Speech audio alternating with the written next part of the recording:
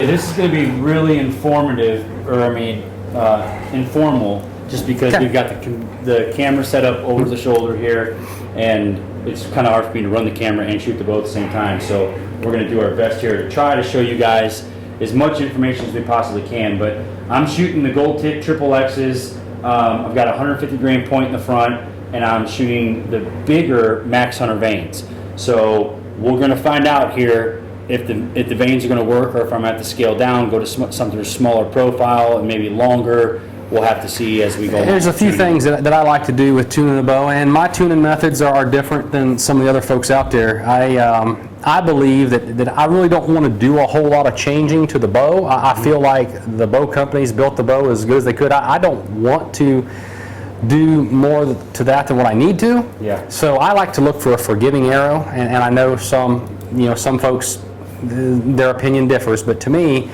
I believe there is such a thing as an arrow that's too weak, and I believe there's such a thing as an arrow that's too stiff. So therefore I think that there's something in the happy medium. Just like some people, there's a draw weight that's too much for them, and then there's a not enough, so for that reason, I like to manipulate my arrow so that my bow shoots, as good as it can. And again, some people's theories are different, but let's just blast one there somewhere in the paper, and then we'll see what we got to go off of. Oh my God, I love this.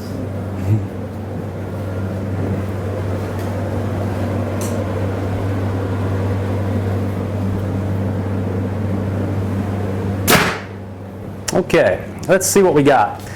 As I come up on the paper, you got the tear that so many target shooters would like to have.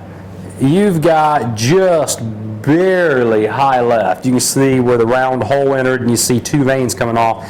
You're barely knock high left. That's probably a tear that would produce just awesome grouping for you. But if you want, we can go ahead and adjust that. We can bring it in a little bit and try to flatten the arrow out some, and try to get it, just a little cleaner yet if you want. Well, we want perfection, Jack. All right. Well, then This is the ultimate bow build. all right. We'll get after it.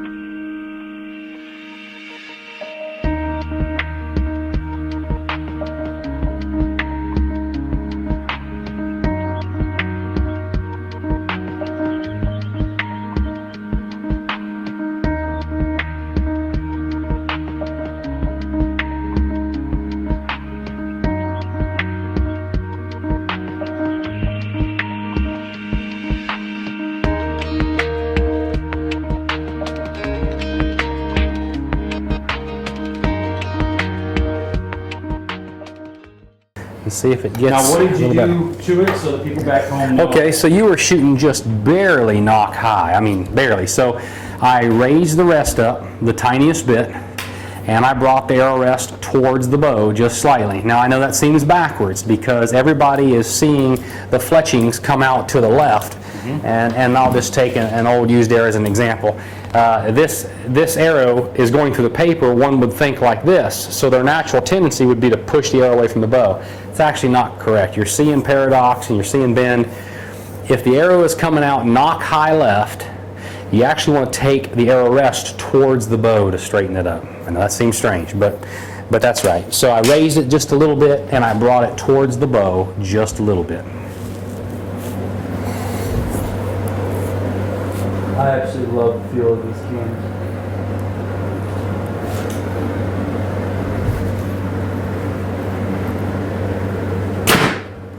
Okay, let's fold the paper over to see what it actually did. All right, it's just barely out of a bullet hole now. It's still barely on the high outside edge. I mean, barely.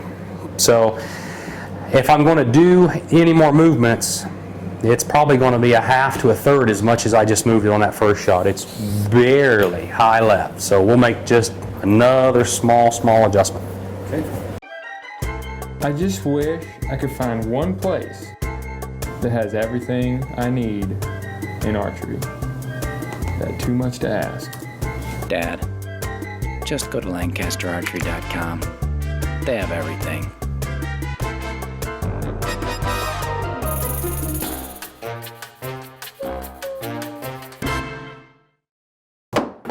Landon. I am just a baby. Just a baby. So, slightly left here, I can slightly tighten the left yoke. If that makes sense. So, I'm going to take out half one over here, out. And to keep our timing the same, I'm going to put half one in this side. So I put a slight bit of pressure on that side. So, we'll get into that with them later. Okay? Alright. Okay, let's try this again.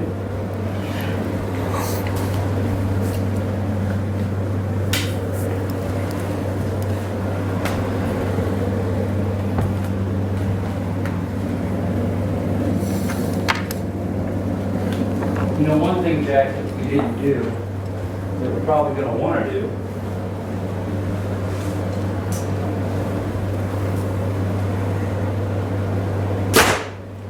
and that is lower the poundage. Never thought about that. We could. Now, we got a bullet hole. We do have a bullet. So let's check and see where your poundage is, and you can tell me how it feels, because one thing about this cam is it's producing a little more let off than most. You know, it says around 75. It may feel to be a little bit more than that to you. So, I mean, I can tell you right now that I'm not going to want to shoot 2 Vegas or 5-spot round in Vegas round at 62 pounds. okay, You know what I mean? let's check and find out where we're at. We can back it off. But if you take a peek, Let me show the. we are we're on a bullet hole now.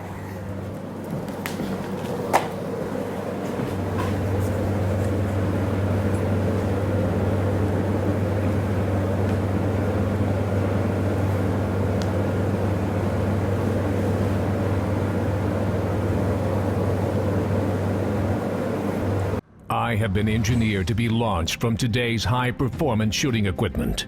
I must withstand and deliver over 80 foot-pounds of energy, shot after shot after shot, powering through hide, flesh, and even bone. From the tournament trail to the trail head, when I return to my quiver, I'm still straight. I am Gold Tip, the toughest arrow you will ever shoot. I think 55.85. Don't work. Good enough. Okay. Try it again. All right, so we just made sure it's the whole, or that the weight was where I'm used to it being at, which is around the 53 to 55. This is the 55.8, I think we just said. Yep. So.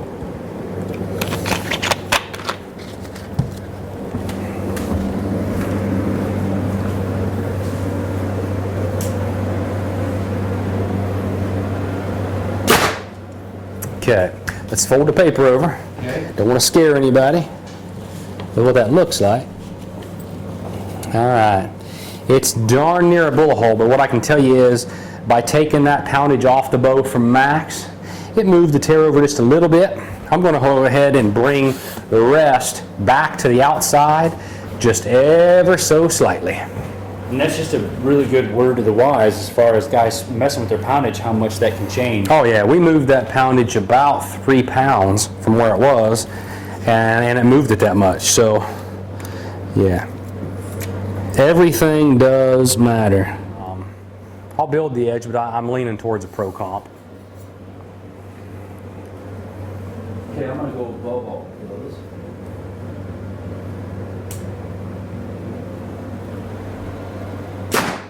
Bullet hole. Bullet hole. All right, that's what we were looking for. Grab the camera here. Right there, we're recording right now. Okay, that's about how tight you were? Yep. Okay. It looks good. All right, man. Well, that is it's kind of a wrap for this thing.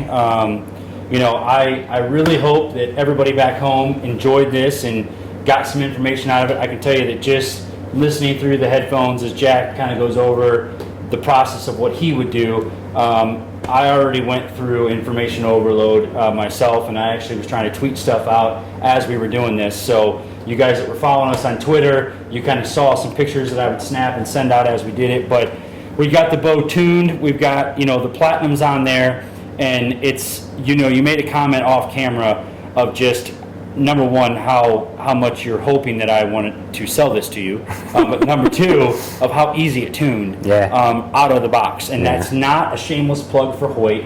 No, there was no movie magic there. We've got 1, 2, 3, 4, 5 holes in the paper.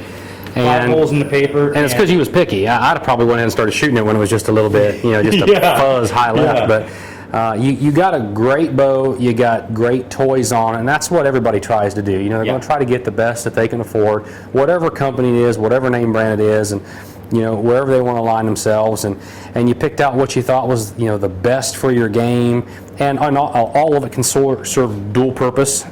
So when you get done playing the spot season in the indoor game and it warms up in Ohio sometime like in June or July, you can get out and start playing some of the 3D stuff.